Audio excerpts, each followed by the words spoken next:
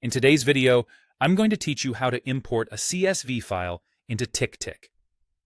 This process is vital for smoothly transferring your tasks from different applications into TickTick without any hiccups. Let's break it down step by step so you can master it with ease. To start, you'll need to access the TickTick web application because currently the import feature isn't available on the mobile or desktop versions.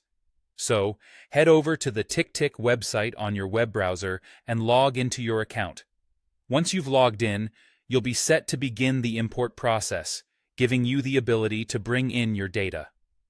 Next, we need to navigate to the backup and import settings, as this is where all the magic happens. Look at the top left corner of the sidebar, and you'll find your avatar or profile picture. A single click here opens a drop-down menu, and you'll want to choose Settings. On the Settings page, keep an eye out for the Backup and Import section on the sidebar. Sometimes it might just be labeled as Backup or Integrations and Import, but it's there where you need to go. Now let's put the import feature to use. TickTick's import function is primarily set up for its specific backup format, which is a CSV file. If you're bringing in a CSV from another platform, it's crucial to ensure it aligns with TickTick's format. This alignment makes all the difference, avoiding any potential snags during the import.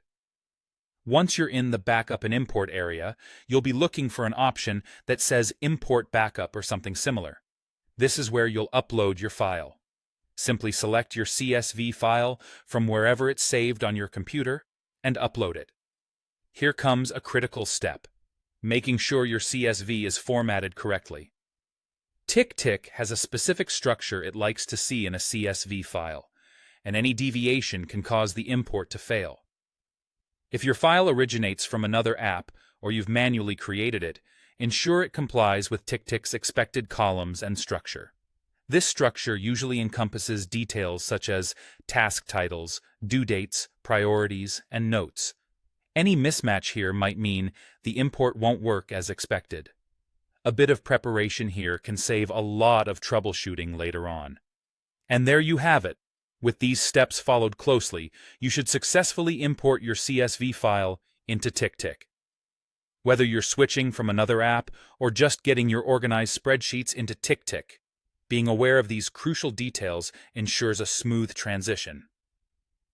Thanks for watching, and I hope this guide makes your task management even more efficient.